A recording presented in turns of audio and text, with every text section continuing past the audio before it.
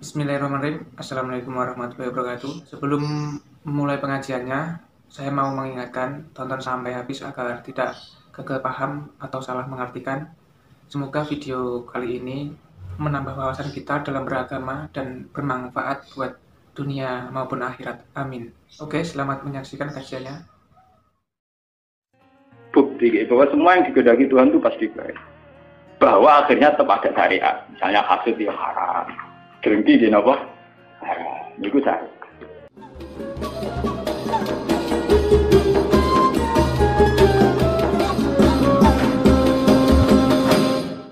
Jadi kitab Bukhari, kalau bolak-balik matur, kitab Bukhari itu ashahul kutub ba'dal Quran. Jadi kitab yang sahih setelah Quran itu menurut jamaahirul ulama, menurut mayoritas ulama sedunia ini Bukhari, kemudian nomor 2 Muslim.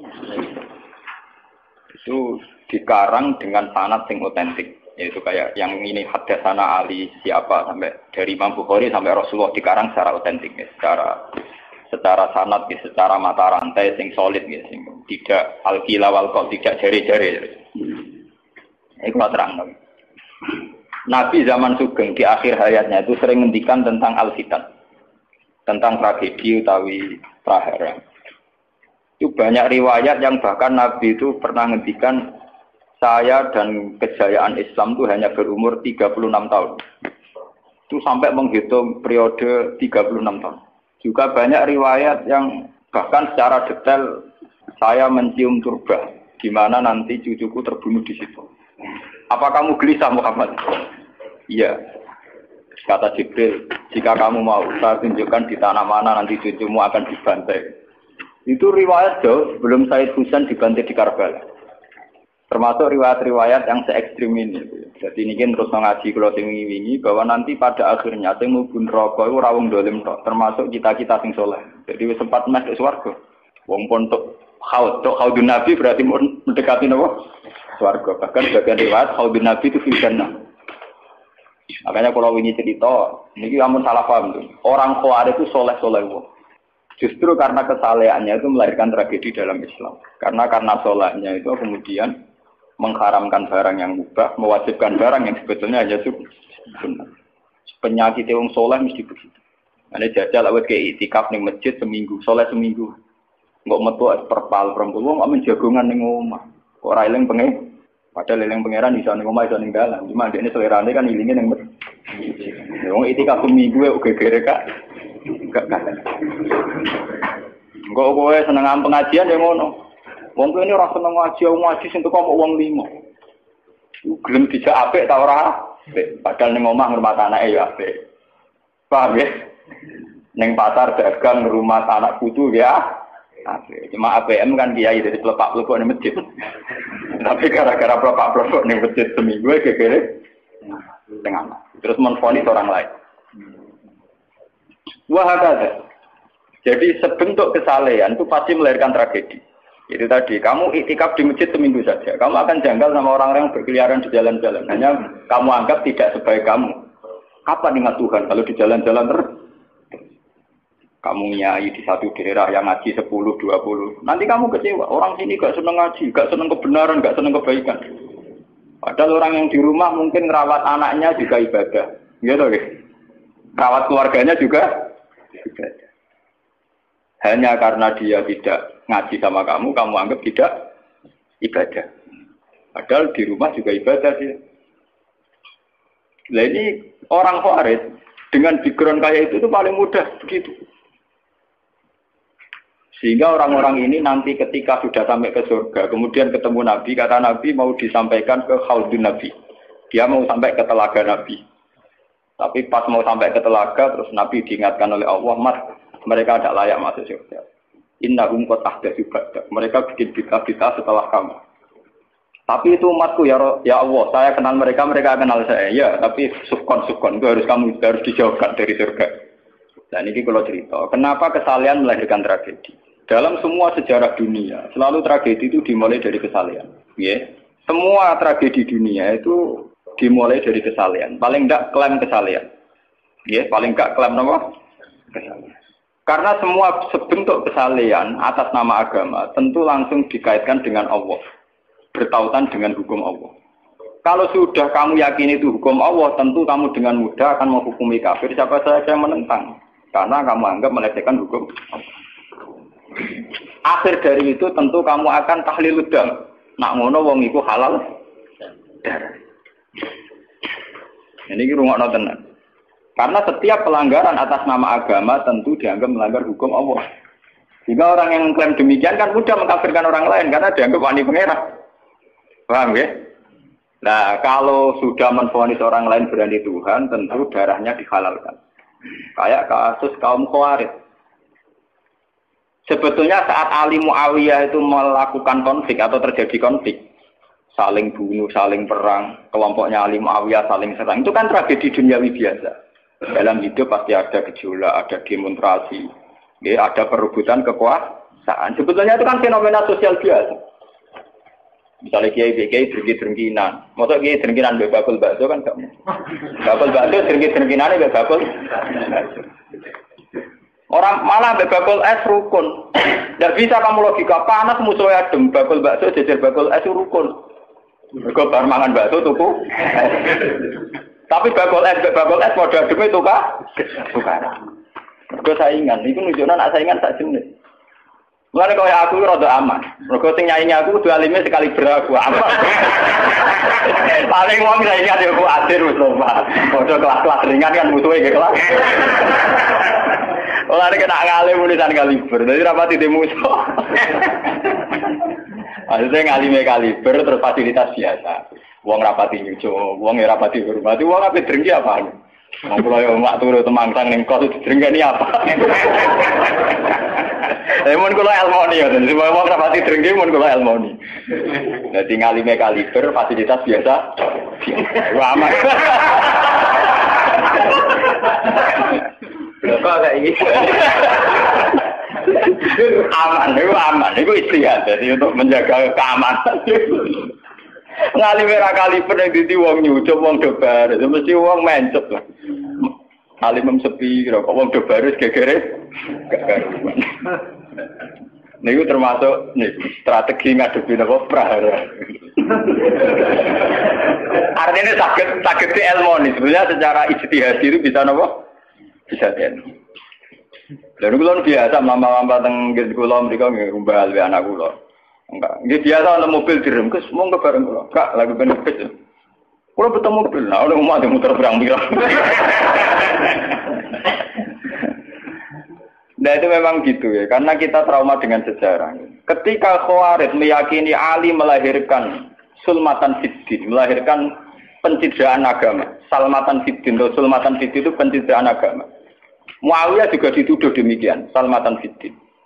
Akhirnya orang Khawarij lewat kelompoknya itu ada sekelompok orang yang ditugasi membunuh Ali, ditugasi membunuh Muawiyah, dan ditugasi membunuh Amr bin As di Mesir. Semua tokoh-tokoh besar Islam itu melahirkan tragedi Islam, harus dibunuh semua.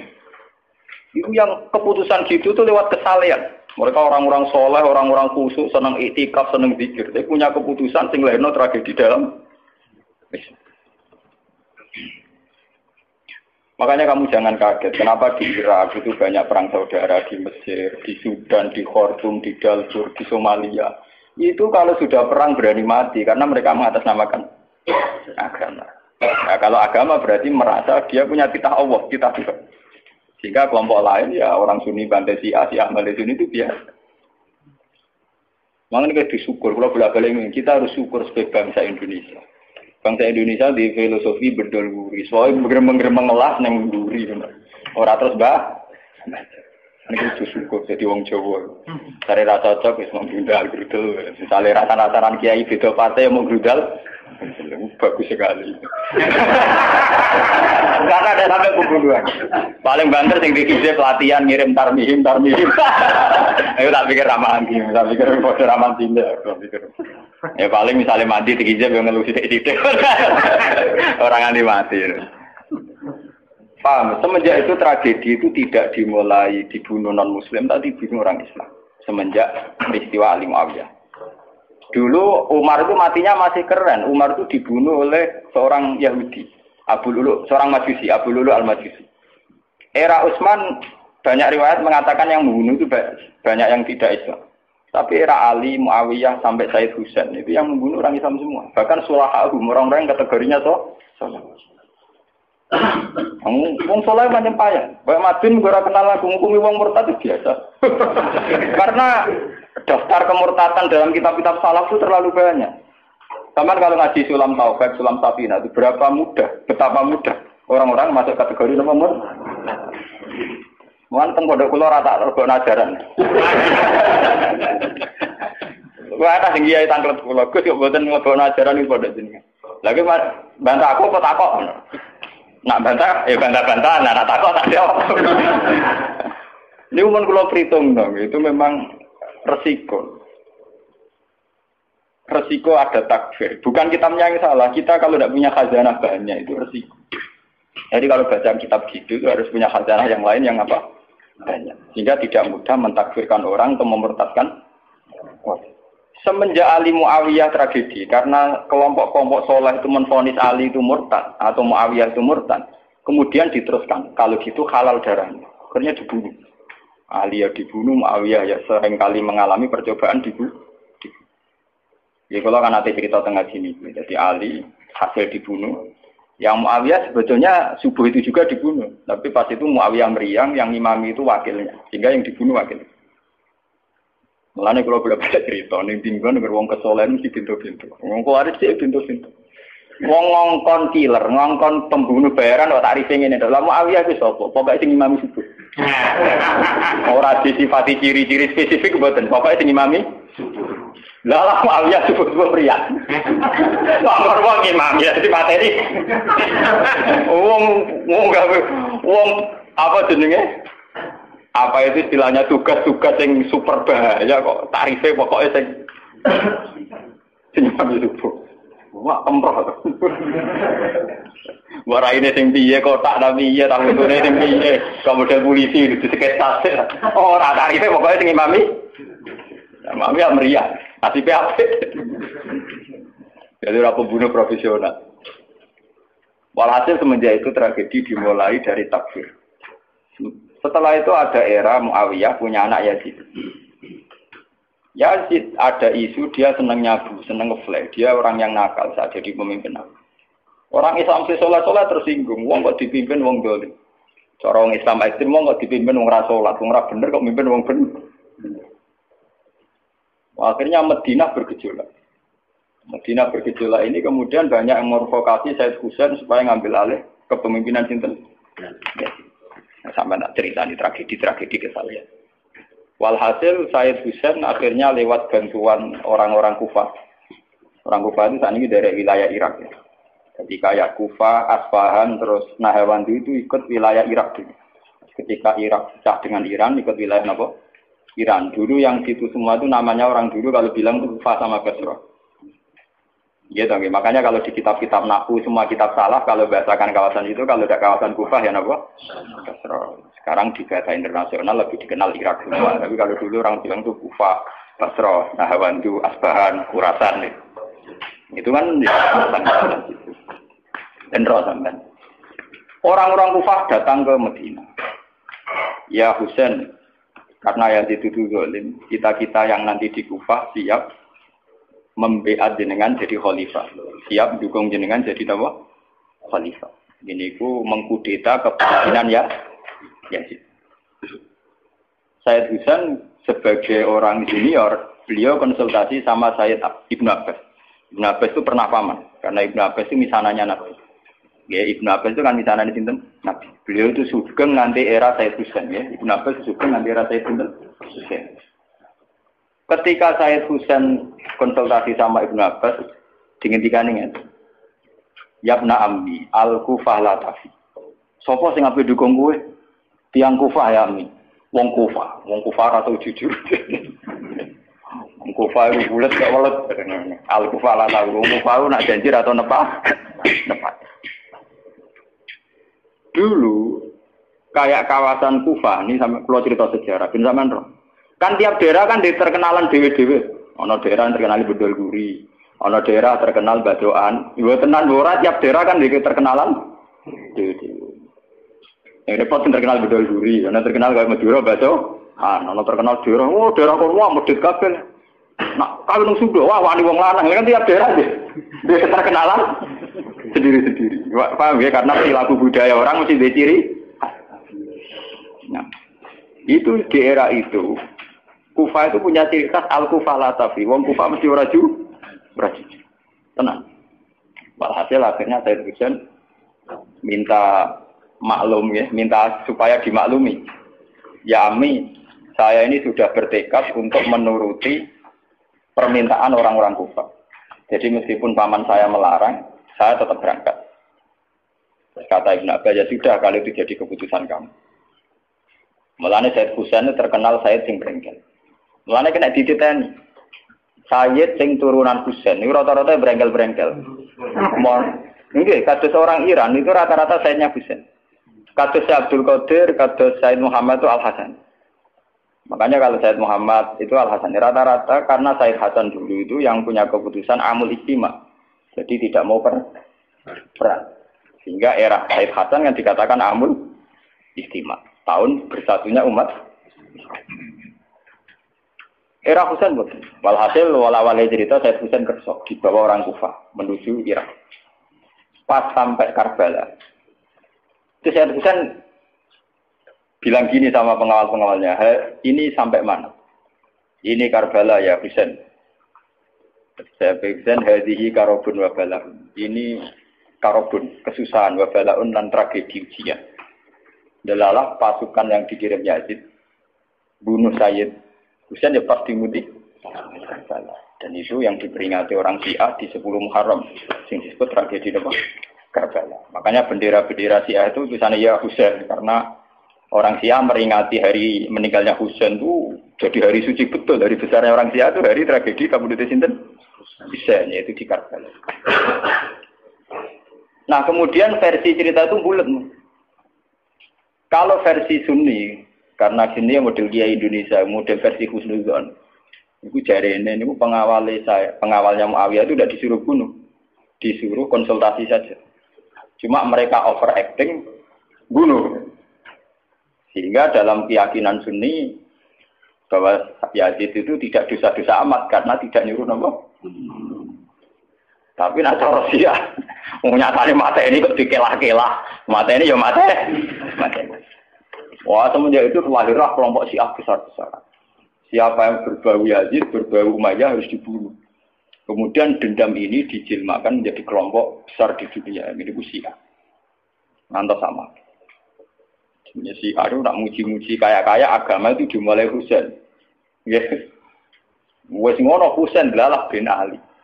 Jadi Nabi Muhammad idola sentrale Ali. Terus yang dianggap kesatria prajurit napa?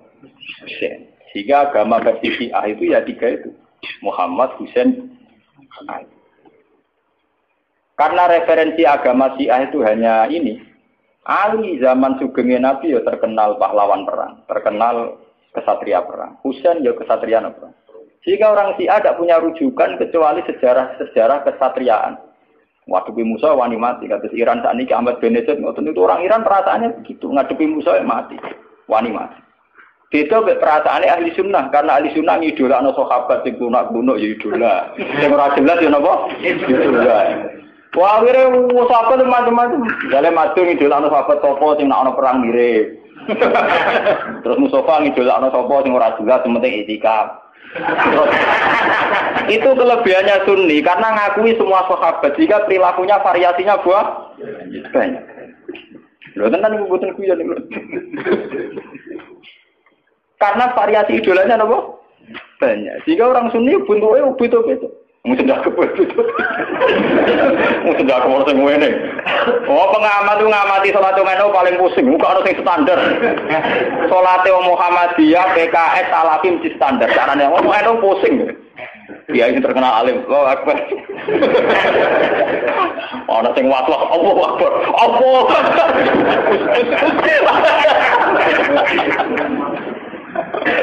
Oh, sedekap ora sing ngene, ana sing ngene, ana sing santai, ana sing lambene ngancing nono selik.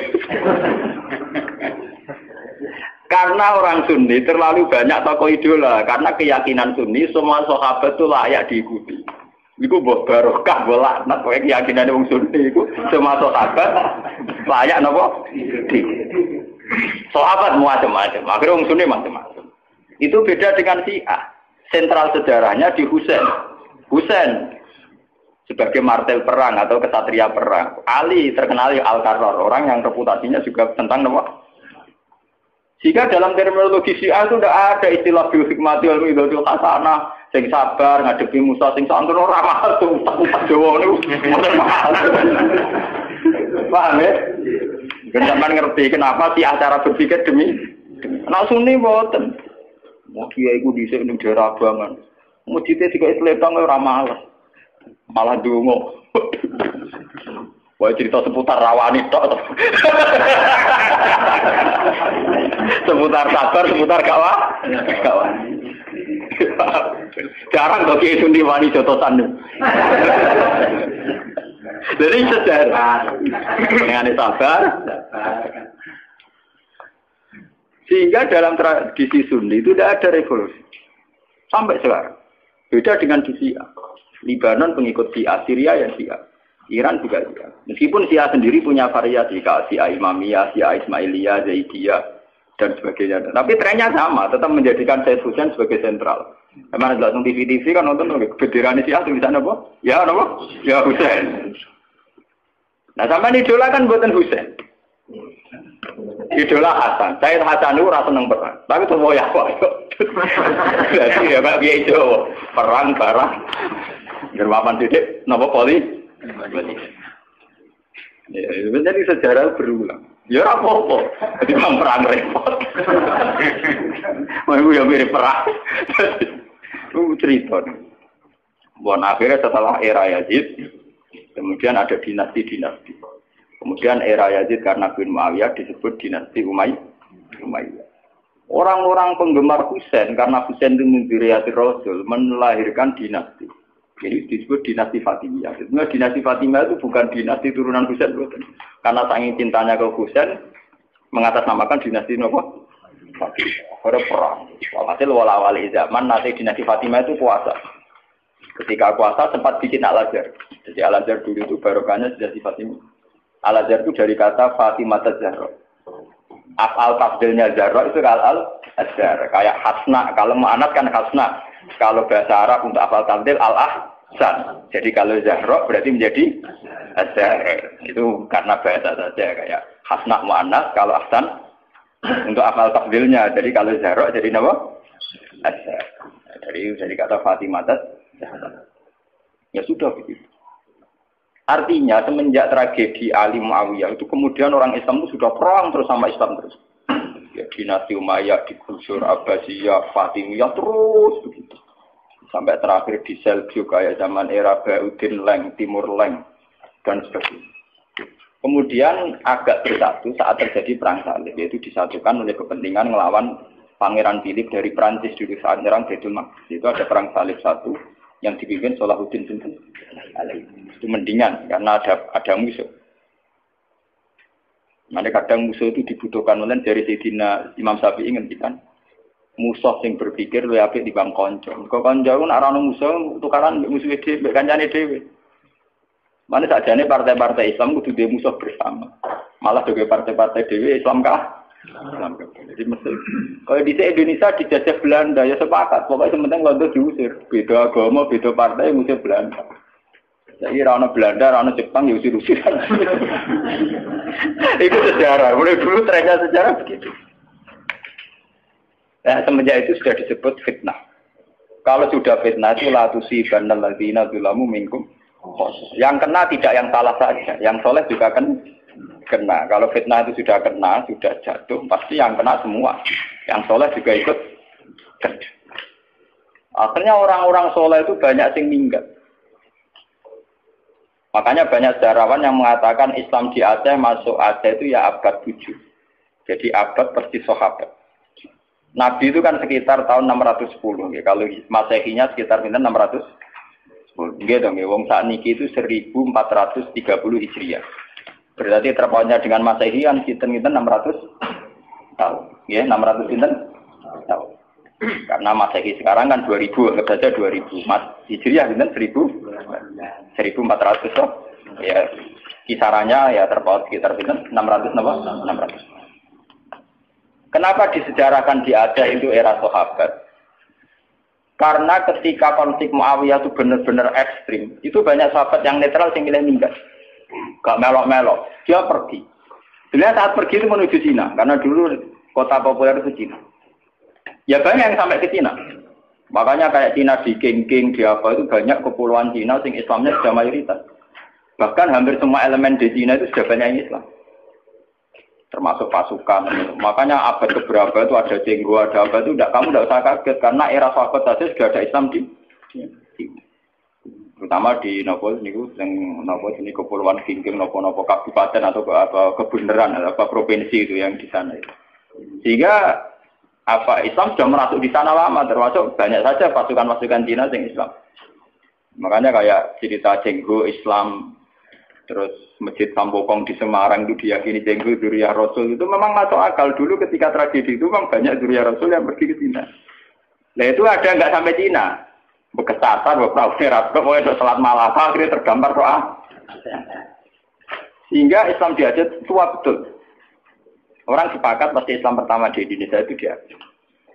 Makanya secara face ya wajahnya orang Aceh itu lebih dekat ke Arab atau India karena dulu mbah-mbahnya itu kalau nggak Arab ya apa? Nah, Eropa nak tunggu lama tunggu sopo kan. Wong Yogyakarta wong Solo mesti asli made in kene. Mulane pesa ndak kreteng.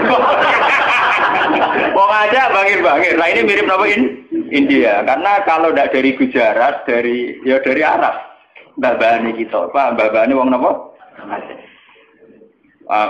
Iku Mas Bin barang mesti Jawa. Lemotin. Aku lo cerita. Sehingga ada Islam di Aceh itu ya barokahnya konflik. Ya barokahnya apa? Konflik. Makanya ketika Rasulullah ini cerita malih tentang Cina. Sebetulnya Nabi itu sempat diberitahu Tuhan, ya Muhammad. Ini kalau terus nama lagi tentang hati sokan. Nabi pernah cerita ke sahabat, saya berdoa 3 hal. Yang 2 dikabulkan Allah, yang 1 tidak. Sahabat tanya, yang 1 itu apa ya Rasulullah? Saya minta Allah yahlika ummati. Hala kabadihi dibadin. Saya minta supaya tidak ada kerusakan, tidak ada bantai-membantai antara umatku dengan umatku yang lain. Kamane aku rasa pengen wong Islam paten-tinaten berumat Islam di Famanaaniha. Tapi Allah tidak mengkabulkan itu. Allah tidak mengkabulkan. Terus ketika Nabi kan secara basariah, secara kemanusiaan tuh kecewa. Karena tidak ingin melihat umatnya kok saling wong Islam kok paten binaten dan apa. Nah pangeran sementara pangeran pun ikut keputusan umat. Aku sing roh hikmah. Menang kalah sing duwe-dunya ya menang. Wong proposal ae di kabulno kan ya sah. Jenenge napa? Proposal, permohonan. Tapi ternyata sejarah membuktikan teori itu bahwa yang benar ternyata Tuhan. Ketika orang Islam di Timur Tengah tidak nyaman dengan kondisi Timur Tengah, banyak yang minggat. Termasuk minggat teng Cina, akhirnya Islam teng Cina kathah, minggat teng Aceh akhirnya teng Aceh kathah. Sama seperti Pangeran Diponegoro, Pangeran Dinowo tukaran kecewa mbek keraton do minggat. Akhirnya ono Islam teng Sulawesi, ono pangeran nak do berkeliaran itu. Berhubung wis dadi pangeran kan mental mimpine kan pancet. Akhirnya do gawe pondok, gawe gerak. Lah umpama tetep nang keraton meneng Taman Sari terus demenan terus malah repot. Nah, nang keraton nak penuh dengan kenikmatan. Membakar selir, pria punya selir, orang punya selera, dia punya apa? Artinya itu bukti bahwa semua keputusan Tuhan pasti mengandung hikmah. Malah nak ono kiai tukaran ning daerah iku apik. Tapi nak ra minggat malah ra apik. Mergo gak menyebar. Kumpul ning kono. Dadi nek tukaran kudune sing ming. Iku nanti iso menyep. Nak ra minggat dadi udun ning kono. Dalam delok sejarah pondok-pondok gede iku barokah tukaran kabeh. Saya ono Gus ning desa kok Gus pondok gede. Mergo ning pondok induk itu tukaran. Wah, akhirnya nyebar. Zaman tanya saja, sejarah melilir boyo kerap gak sampai apa. Ada pondok di Pandan Aran, ada pondok apa, mesti barokah itu kak. Orang kok munafik. Lho kula ini keluarga kiai lho. Saya dari keluarga dinasti Latem. Dulu banyak ada cocok akhirnya nyebar. Ki Hamid Pasuruan itu keluarga saya, itu misanan sama Pak saya. Tukaran nyebar. Banyak balukman rata-rata pasaran minggat kok Tuban. Itu penting itu tadi kadang cuma repot kadang tukaran ra minggat lagi. Jadi ujung. Berarti minggat. Nah ini cerita. Sampai tanya sejarah manapun, barokah ono Islam ning Cina itu barokah tukaran, barokah minggat. Islam di Aceh juga barokah apa? Itu begitu sejarahnya memang. Makanya dalam hukum takdir itu begitu. Takdir itu kadang tidak menyenangkan secara syariat, tapi takdir nggak bisa dilawan. Ya karena itu tadi. Itu sudah Tuhan. Tuhan itu kalau dengan hak prerogatifnya sebagai Tuhan mesti jawabnya ini alamu malah. Saya tahu apa yang kalian tidak. Pengiran suatu motonge bahwa ini alam apa? Aku luwe roh, mungkin semua makhluk roh. Itu sejarah. Kemudian bahkan sebagian riwayat mengatakan ini yang sejarah paling ekstrim. Zuriyahnya Husain itu banyak habaib yang alim, yang bahkan mensyaratkan nggak boleh nikah sama Sarifah, harus nikah sama Ajab. Makanya banyak saya kasus bin Yahya bin Bafadol atau Belfake itu banyak yang segak rai saya jelas. Rai ini, saya kadang rai Cino, ya kayak Cenghu barang itu. Saya pernah ditanya, apa mungkin Cenghu Durya Rasul, tapi rai ini kok Cino? Meripati ya sih, sipit. Dulu ketika banyak pembantaian karena orang memburu Duriyahnya Husain. Ya sejarah itu kan kayak film-film Cina. Karena takut Duriyahnya Husain itu nanti melawan, mengkudeta, banyak orang yang berburu Duriyahnya Husain mau dibantai. Sehingga untuk mensiasati itu banyak yang harus kawin sama orang non Arab. Dan rai ini pesek atau keriting, pokoknya serah ketara arah. Paham? Sehingga banyak Duriyah Rasulnya yang sudah secara wajah, secara postur sudah ada kayak Duriyah Rasul. Padahal silsilahnya jelas sampai Nabi. Itu dulu bagian dari strategi menghindari pembantaian. Makanya kamu jangan kaget. Misalnya istrinya Sari Budatua Cina, putri Sempo Cina. Wes Cina Cina kok nak tapi dok kanjeng. Saya itu ngajak kurang, ngenteni dikandani. Itu sejarahnya memang begitu. Memang disengaja dulu dari babahnya apa? Artinya ya mungkin tuh kalau pesek turunan Nabi. Nah, keturunan Nabi keluarganya Nabi. Nah, keluarga yang untuk Nabi Jahal Abu Lahab barang.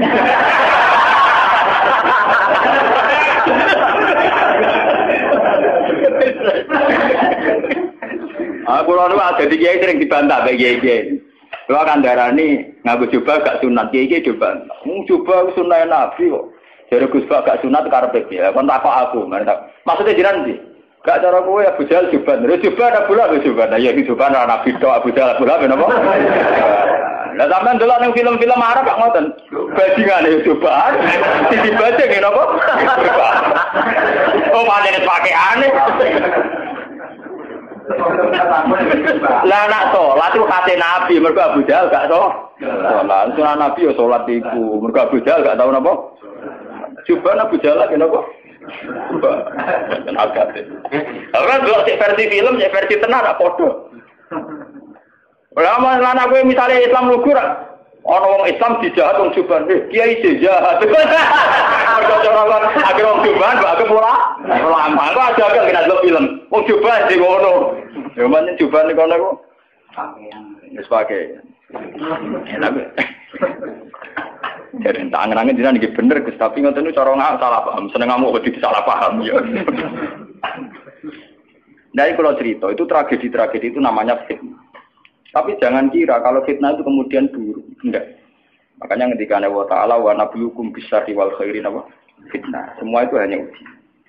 Itu akan berlalu secara baik-baik. Tidak ada apa-apa. Itu sudah sunnahnya Tuhan. Akan berlalu secara baik-baik. Jarang ana wong mapan mergo duwe tuan yang baik. Mergo nak tuan yang baik menina bubukan akhirnya bocahku cengeng. Akeh wong disio-sio keluargane dadi wong kuat, wong mandiri akhirnya sugih. Dadi akeh wong sugih baru kae disio. Jarang wong sugih baru kae dinina bubukan. Iku nunjukno kadang di tuan jahat wis barokah. Mergo kersane pangeran, kita tidak mungkin nyari atmo jahat, jahat kok disariatno. Tapi berapa orang yang mandiri mergo di sini si tonggo utang ra oleh ra dipercaya? Ya. Lho kowe ora usah nentang hikmah pangeran. Pangeran sing dudu coba tentang. Paham ya? Jadi drengki ku ya orang arah jadi syariat, tapi baru kayak drengki ya luar biasa. Luar biasa. Nah, saya konsumen itu baru kayak drengki kabeh. Ono di toko, tagane drengki gawe toko, kabeh gawe toko. Akhirnya barang murah. Mergo sing kompetisi akeh. Sing untung konsumen. Kowe ngaji mak suwe aku, lha ora sampe terang. Ada pengiran nggak semokong, ngerti tentang Kanjeng Nabi ngajak nomor permohonan sing aneh-aneh. Mat, kowe roh aku pengen. Ini alamu malah apa? Makanya ngaji ini harus sampean menjadi tahu. Kenapa fitnah itu kita takut. Tapi ya jangan nganggep itu tragedi segalanya. Ini biasa-biasa mawon itu sudah sunnah. Lah kenapa sirinya Allah tidak ingin bahwa umat Islam dibunuh oleh non-muslim? Ini wonten sejarah. Ketika Kanjeng Nabi minta itu tidak dikabulkan, kemudian sejarah terbukti demikian. Yaitu misalnya Ali dibunuh oleh orang Khawarij, Said Husain dibunuh oleh pasukannya ya, terus sampai ke Demak Bintoro. Arya Penangsang mantine mbek pangeran apa? Sutawijaya napa sinten? Panembahan Cina. Ya begitu. Sejarah di Demak Bintoro sampai sekarang. Kenapa begitu? Tuhan itu ternyata itu menyangkut gengsi. Kata Allah, aku malah ra ikhlas. Nak kekasihku dipateni mbek musuhku. Ada podo kekasihku. Terus podo kayak teori wong Jawa. Kowe nak dhe anak pitu, ditabuki tangga ora trimo. Tapi nak sing nabuk kakake, cek luwih trimo, ditabuk kakake dhewe. Tapi wong liya kowe malah rae. Mulai disia-sia bertua ora apa-apa. Timbang disia-sia wong liya. Ternyata itu luwih masuk akal dari pangeran. Akhirnya Kanjeng Nabi sadar, tangan-tangan nggih Gusti. Artinya luwih masuk akal, disia-sia balane dhewe. Kue dia anak disia-sia kakak nyanyi adik dan sebaliknya kue luwih gampang timbang disia-sia wong. Mesti ra terima. Sopo wani misoya anak. Tapi nak kakak misoya adik kan jengono lho, Cuk. Itu detail sekali di kitab ini, itu dikarang oleh kitab ulama-ulama kaliber mulai kados sinten Ibnu Khaldun kayak Imam Tobari termasuk Imam Bukhari. Itu sejarah begitu sampai sekarang. Kowe ora usah ngresula, partai Islam pirang-pirang nggo dadi sitok niku ya ora iso wis sunah pangeran ya kudu tukar. Lah tapi gara-gara tukaran berapa kiai yang punya kegiatan? Monggo partai sitok berapa kiai yang nganggur? Karena gak pengurus partai. Gara-gara partai pirang-pirang berapa ribu pengangguran itu dokter. Kok partai akeh rebutan dadi pengurus karena butuh pengurus akeh. Banyak orang enggak ngam. Tetep pinter pangeran kok. Lho nggih to, misale partai Islam tunggal iki diserah kanggo. Gara-gara ono partai Islam cilik-cilik kok ambu kabeh. Akhire untuk aktivitas kabeh alhamdulillah. Tidak apa-apa, itu secara teori hikmah loh. Saya ngomong dengan kapasitas ulama loh, bukan gak ada kepentingan loh. Itu tidak apa-apa, itu ada hikmah.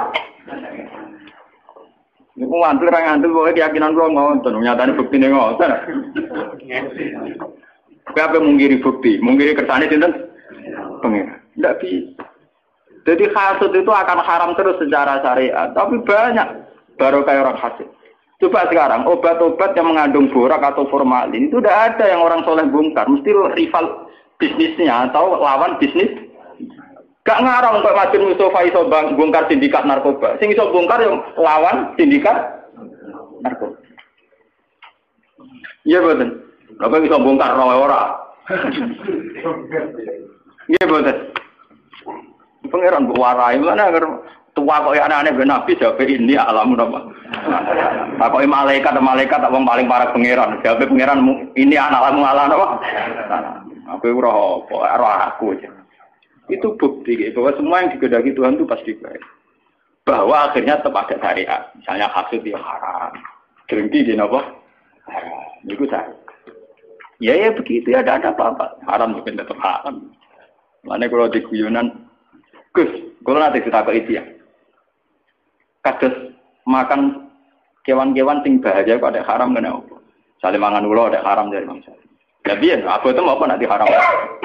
Ya buat dihalal kan malah ulontek, malah rawan cuman berbisa. Beda sih. Ya misalnya tikus halal kan gak ono wabah tikus kan. Ya beda deh jawab. Kadang ya ono takwa sing kurang ajar iku kudu ditakon. Padahal Tuhan itu punya strategi itu yang menjaga ekosistem di alam raya ini ya karena itu. Umpama rano tikus, rano ular, rano apa. Misalnya populasi tikus itu terus banyak ngalahi jumlah manusia. Kayak gambaran fiksi-fiksi film barat. Opera manusia kalah. Lah nek ulane mbok entekno ora ono sing mangan tikus. Nanti populasi tikus luwih akeh timbang manusia, entek itu malah. Napa? Tapi kan pahala lo kudu tak pangan lho, jumlahe ku luwih akeh, mergo ora ono sing mangan. Wis kadung luwih akeh kowe sing dipangan. Itu memang repot ya, menyangkut hal-hal begitu itu memang repot. Tapi semenjak ngaji ini sampai anak bahwa ternyata Islam di Aceh sampai Cina, bahkan sampai teng Samarkandi, Tashkent, teng Bukhara, Azerbaijan, Tajikistan. Itu dulu itu barokahnya konflik semua.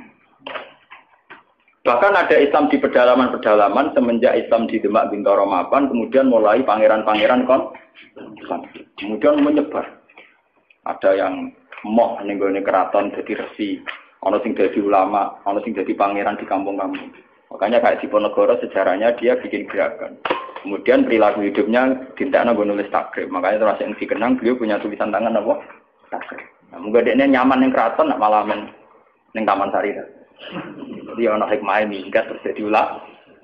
Itu maksud itu sudah hikmahnya Tuhan.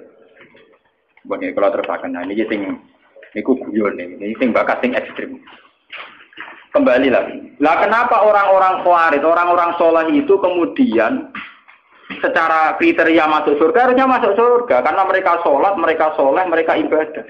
Tapi ketika mendekati haudur rasul, ya mendekati haudur rasul, pas diundang Nabi mau masuk haud, dielingno pengiran mat innahum qad ahdatsu ba'da. Mereka itu orang-orang kriminal yang bikin tragedi setelah periode kamu Muhammad. Mereka orang-orang kriminal yang bikin tragedi setelah periode kamu. Tapi saya kenal mereka ya Allah, mereka juga kenal saya. Tidak, harus diusir. Ternyata dosa terbesar mereka adalah tahlilud dam, mudah mengalirkan darah. Justru atas nama agama. Mulane kula nyuwun teng pengajian niki, apapun kondisi kita, wis akhire cocok mbek wong liya wis ra. Pokoke jangan mudah vonis atau menfatwakan halal darah. Misal kira cocok wong nganti sudul langit asal ije Islam utawa kafir dini utawa kafir sing gak harbi wong ra jelas. Misale kula gudeng wong, "Piye wis pateni ya?" Rasa dipateni ya mati dhewe. Pokoknya hindari hak mudima, sesuatu yang berbau menghalalkan darah harus napa? Karena kita ini sudah kenyang dengan tragedi-tragedi kemanusiaan atas nama napa? Agama. Lah sama ada nonton TV ini. Rompak-rompak Somalia ku nang masjidnya mewah-mewah mergo kampung Islam. Mergo ngerompakku itu aja digo revolusi gawe negara napa? Mari ora kempro-kemproan. Banyak tragedi-tragedi yang mengatasnamakan apa? Islam. Mergo terminologi agama kan kalau orang salah paham kan gitu. Cara bahasa dunia rampok, misalnya dalam bahasa agama disebut ghanimah.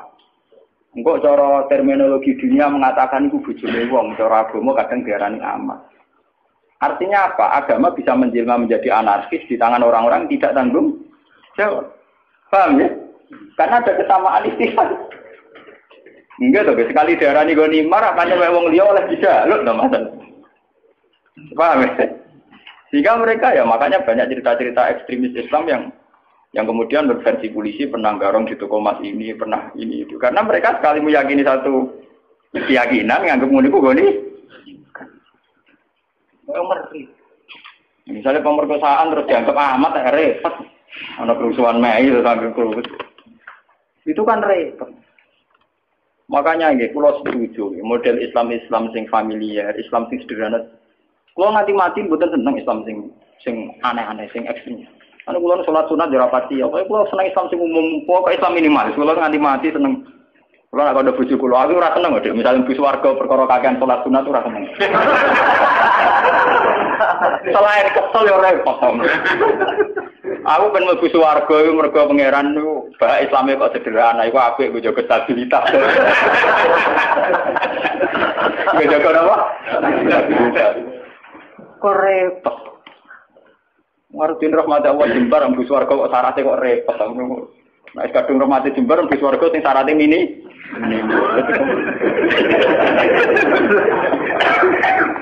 Karena kulon saja ini punya hitung-hitungan sejarah, semua tragedi sejarah kemanusiaan dimulai wong-wong khusyuk. Dan ada kesamaan secara ilmu rasional. Ini yang disebut Cooper. Dalam teori psikologi, seorang Cooper itu cenderung begitu. Jadi nanti kalau terlalu akumulasi kayak kelainan. Jadi koyo nopo misalnya jadi paranoid, asal wong liya layak dicurigai, layak dibunuh. Itu orang-orang soleh. Ya karena memang secara kasat mata Ali itu melahirkan kegaduhan, Muawiyah melahirkan kegaduhan. Tapi kenapa fatwa mereka kemudian halal darah? Dan sampai kita akan ngalami tuh, misalnya Pak Guyuban Betawi mengusir Gus Dur ke Jakarta. Terus siapa mau naburi Gus Dur dia itu kan ya selain tidak Islami juga repot. Kalau tidak cocok ngapain dibiarkan? Toh tidak usah dibunuh juga nanti mati misalnya kan masih bisa disilahi. Kan ada kebenaran yang mujma' alaih, misalnya kita sedekah, kita bangun negeri. Saya tuh sering konsultasi sama orang-orang begitu. Saya tanya, kan ada kebenaran yang mujma' alaih, misalnya kita sedekah, kita ada. Ngapain cari kebenaran yang tidak mujma' alaih, yang tidak disepakati ulama? Misalnya kita bunuh si A. Sudah tidak mesti benar menurut hukum Tuhan. Atau tidak mendesak. Apa ada cara di surga kamu harus bunuh orang itu? Jangan-jangan karena nafsu. Kan enggak mendesak. Nah kalau sampean tanya, tapi dulu zaman sahabat kan sering bunuh-bunuhan zaman perang. Perang itu beda dengan membunuh. Perang itu gentleman ada depan. Dulu sahabat ngadepi wong kafir ada depan. Nah kalau membunuh menikam dari belakang itu enggak perang, enggak bunuh-bunuhan, kamu bunuh sepihak. Wong lagi kongkong-kongkong kok patahin. Ada tunggal, mana depan-depan kerawani. Perang itu kan ada depan. Makanya yang dialami Nabi dan sahabat itu perang, bukan membunuh. Meskipun efek dari perang membunuh. Tetapi membunuh tanpa perang itu kan gak gentleman. Misalnya wong pas ngaji ini dibom, ana wong pas kongkong-kongkong ning gone warung napa? Itu kan sepihak to. Nah, perang kan ada. Meskipun efek dari perang bunuh, gitu. Dia membunuh beda dengan perang. Paham? Itu beda sekali. Nah kalau orang Khawarij itu gentleman harusnya nantang Ali.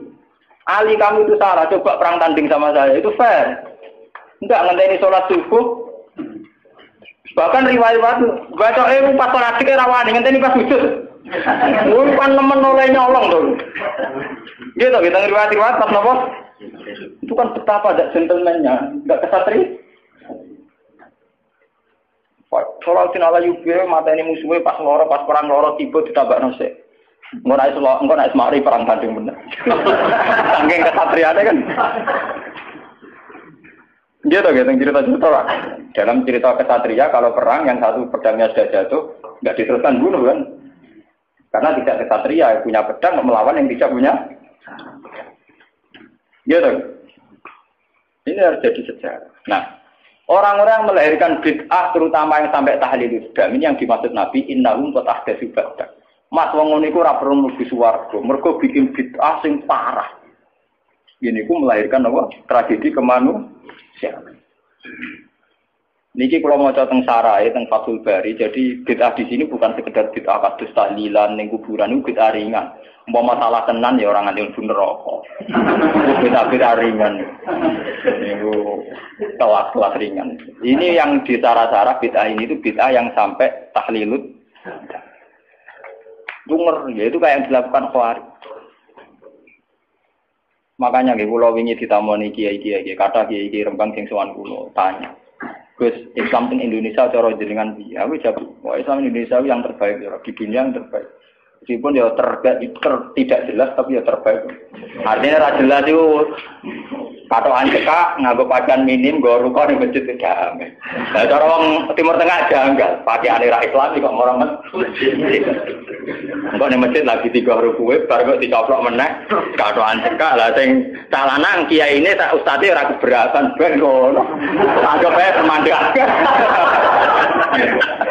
Mergo nang kiai ini ditakoki, gitu kok udah kamu tegur itu kan buka aurat di depan umum.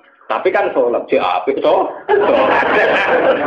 Yang penting kancane ora keterucut tidak apik awake lah itu keterucut. Itu aslinya.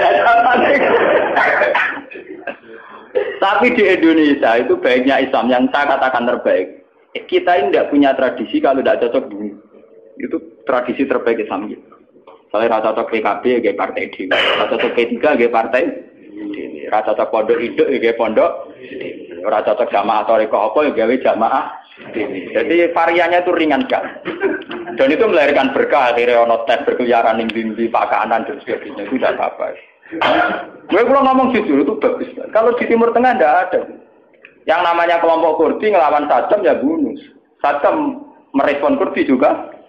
Ikhwanul Muslimin di Mesir juga begitu. Di Khartoum, di Sudan, di Darfur, di mana-mana begitu. Di Somalia begitu. Islam Indonesia kok. Kan kalau ngerti kandang ini yang Gus wonten kiye boten cocok jenengan. Nak wong Indonesia to nggih wah cocok ya. Paling gremeng tok. Dadi lek rata tok wong Kurdi.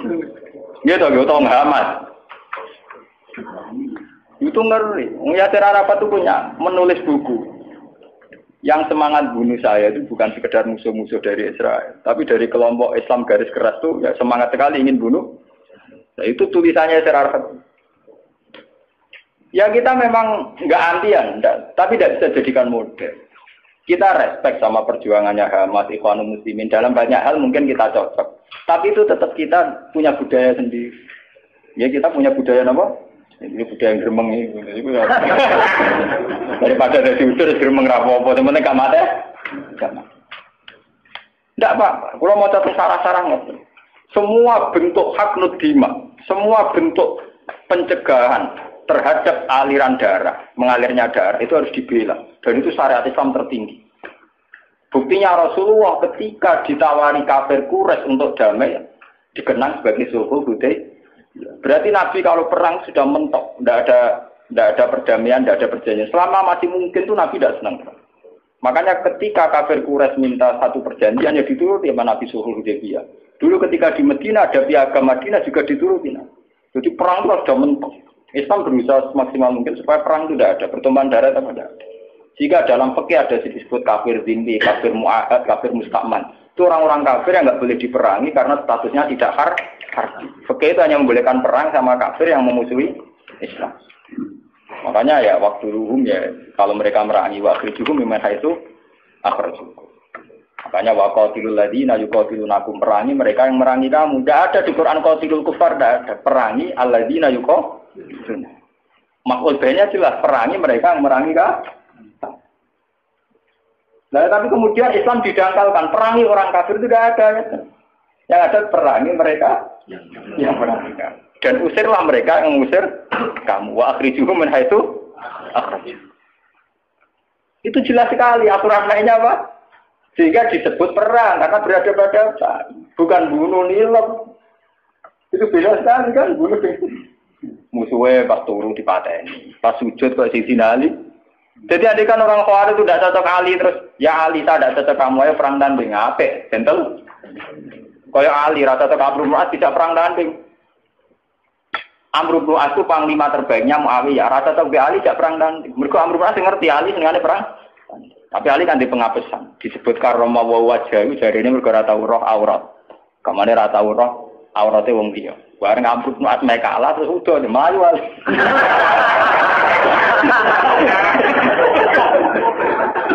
Ya ana cerita kok niku. Mboten nak ora.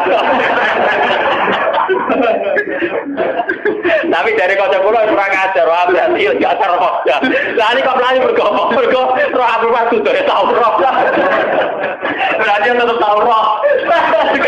Maju mergo dari roh, berarti ya tahu roh. Oh, tetap tahu roh, Gus. Ora iso arah roh.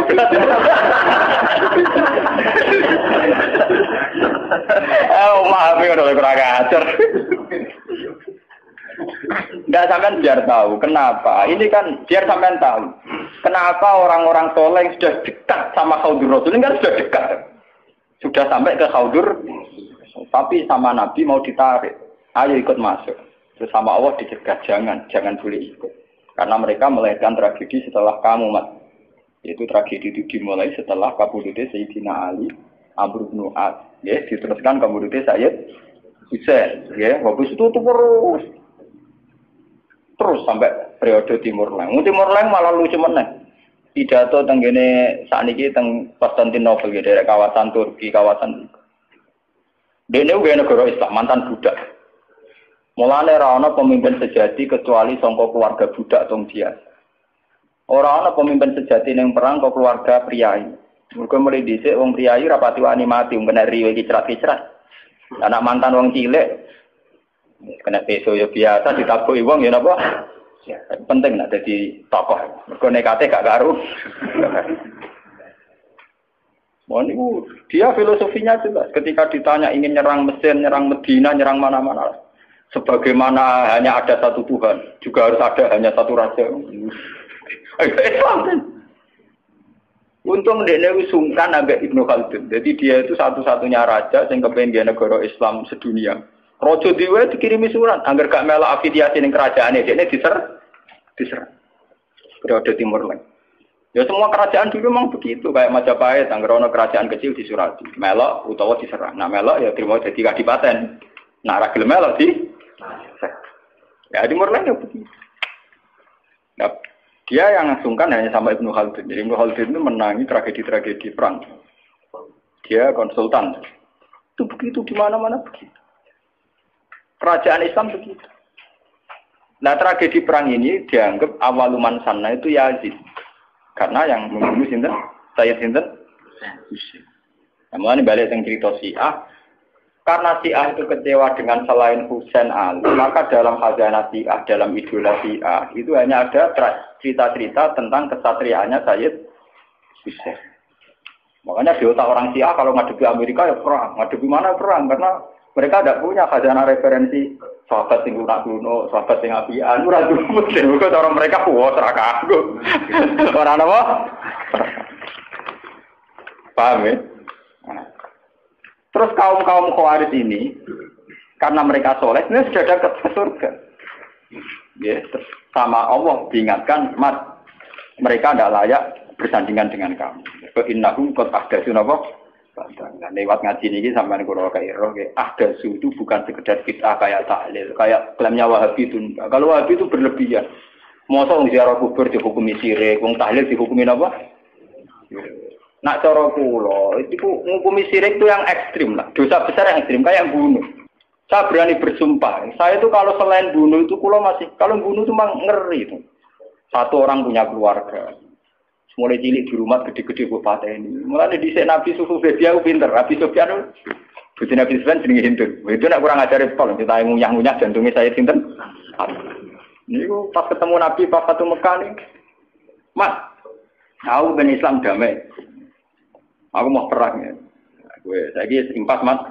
Aku mateni dalam pirang-pirang, dia mateni balaku pirang-pirang. Ini orang Arab dulu itu terus mengembangkan satu pegangan hidup istilah nurabbihim sigharan wa qataltumuhum kibaran. Lha cilik tak rumah tak timang-timang gede-gede kok paten. Sebab itu dosa membunuh harus kita anggap akbaril kabair karena logikanya kan nurabbihim sigharan wa qataltumuhum napa? Cilik digolekno bedan dukun ditimang-timang kena nyamuk era oleh. Ora kelar tuku susu direwangi adol beras, direwangi utang-utang kok. Gede-gede dipah. Mau perkara ziarah kubur, perkara bidah ngono wae. Iku beno wae. Ndak nganti-nganti apa tok. Paham ya? Sesat tahu lah misalnya karep kula nu ya dihukumi sing ringan. Nah, misale ra cocok, misale kelompok Wahabi apa Salafi apa ora cocok ziarah kubur anggap orang kurang kerjaan kan ringan to. Hukumi ngono apa abote? Kita dihukumi orang gak jelas ngono. Ora ana hukumi ku sirik. Yang kula sering nanti cerita nang kanca kula nu wong alim iso maca Fathul Mu'in niku mara Mekah. Tok kantor imigrasi tasih konangan nggo kitab Sawarikul Anwar, kitab Wasilah Muhammad. Enggak cara Wahabi ya sirik. Niku kita tidak polisi Wahabi. Bariku dilebokno kantor, kon maca syahadat. Wong alim iso maca kitab disyahadat meneh. Aku lagi gugus urip-urip maca syahadat gak ikhlas. Dibaptis, kenapa?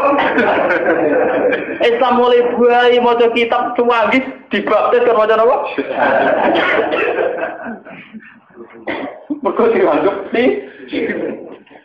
Lah kok tak waca wis tapi gelo. Ayo foto data tuh gelo kok. Dene mati ra urip. Lari kula nak dihukumi, kula sering takoki tiang-tiang, Gus hukume ngaten. Wingi tangga kula wonten teng Kabundut. Kula akan nyolati teng musala kula nggih. Keluargane teng ngene. Lah mudin situ kang ngurusi jenazah mudin. Sowan Gus.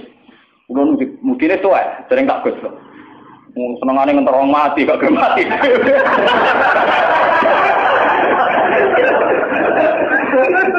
Akhirnya bakalan gue, dan sering soal gue. Ini gue kancapan bapaknya. Sering dipanggil kok. Gak usah mati, aku lah yang mau jadi mudin. Nggak mati malah lara. Malah rana sing naut kan. Seneng jadi ini gue loh. Mereka bagian talqin, tak bagian ini gue betul nanti burun talqin. Pertama toko-toko darah ini. Isbah ingin dia.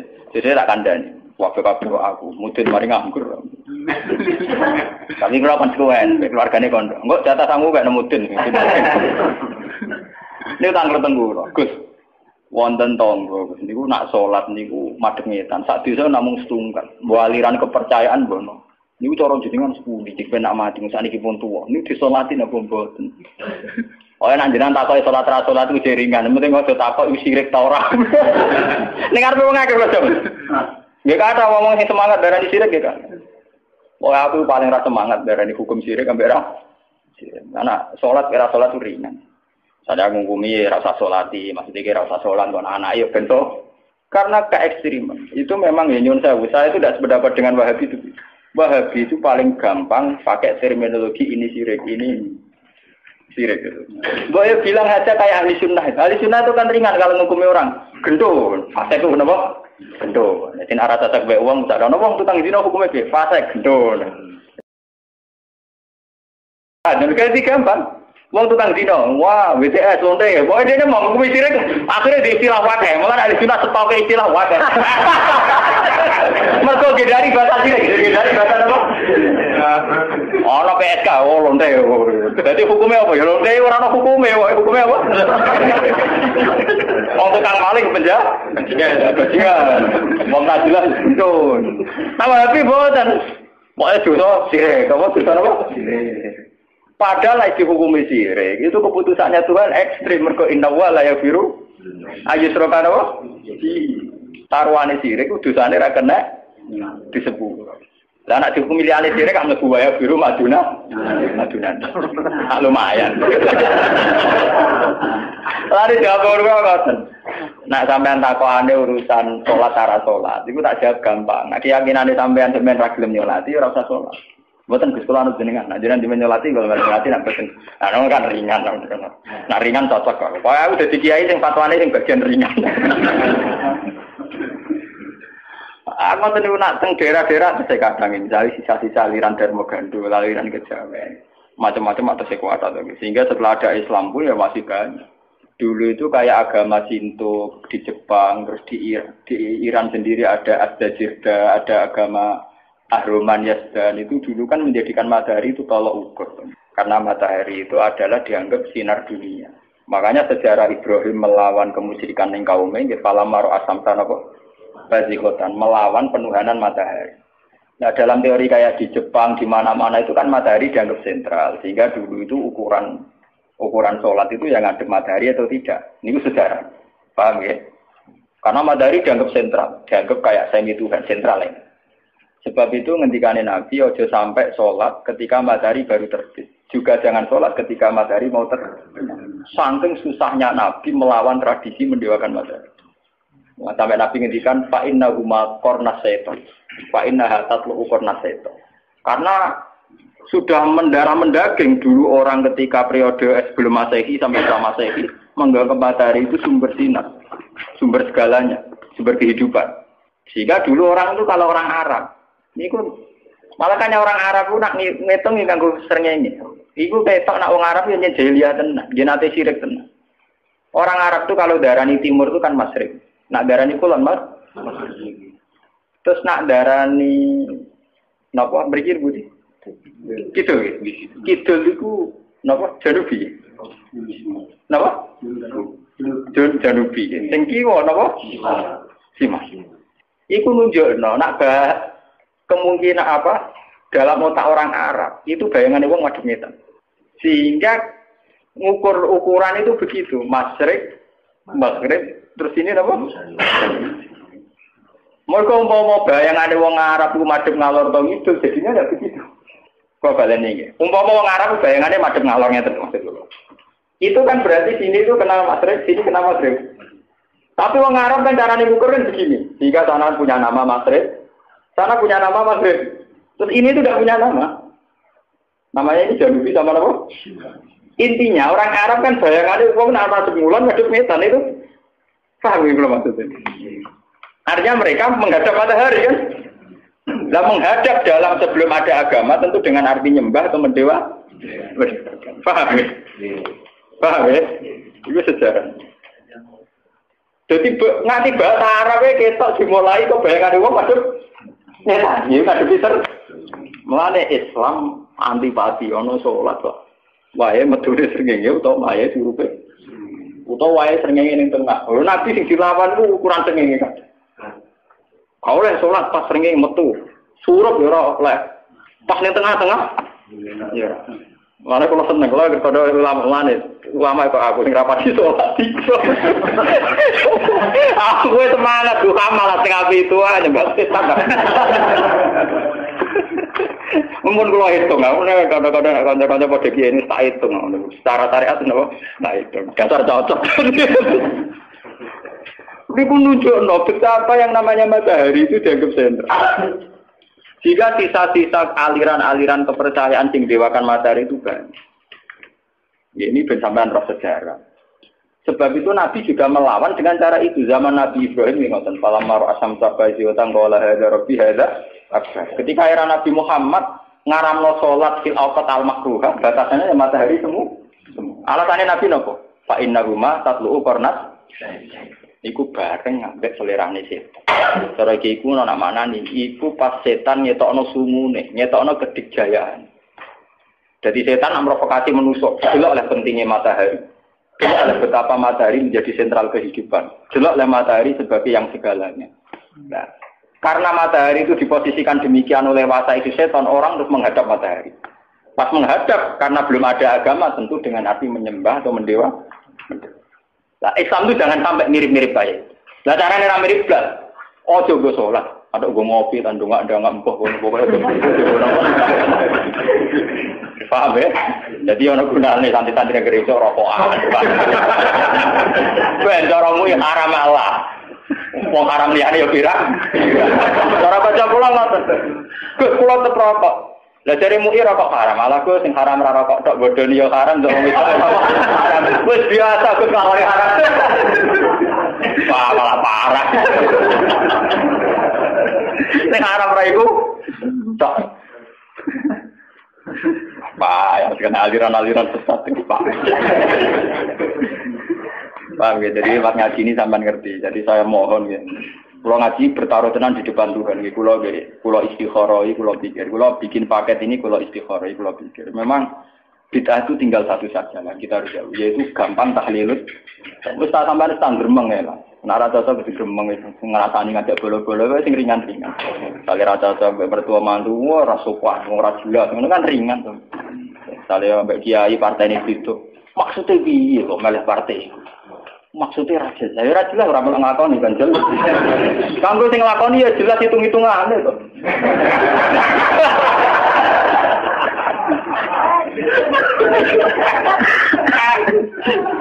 Oh, ngomongnya orang ngelakoni ya orang hitung-hitungan.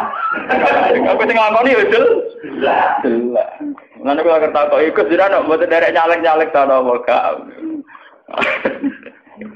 kalau ini tambah laris, gara-gara kalau jago peragi politik, jadi tamu kulo kayak kata, tapi tak pisau yang berkulo. Aku lama takut hukum tak jawab bang. Takut partai-partai kusolihin, anti partai dolimin. Nanti kalau tak, berarti jenengan kulpul. Orang ya tetap milah, tapi separuh aja.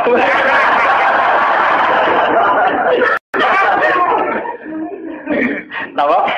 Separuh. Pun kalau terus nggih. Eleng-eleng ya, inna qad ahdatu. Padahal orang-orang itu sing disebut Nabi laya ridu alai.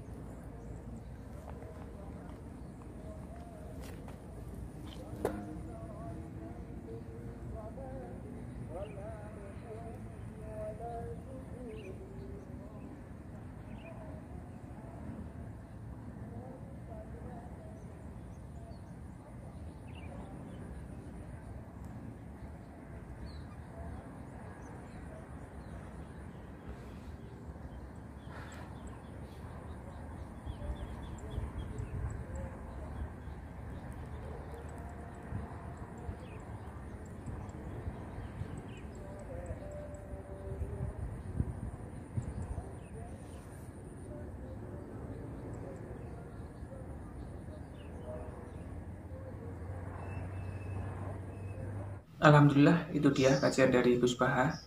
Semoga bermanfaat dan kita mendapatkan barokahnya, amin. Tunggu video dari kami bersama Gus Baha. Dan sekian, wassalamualaikum warahmatullahi wabarakatuh.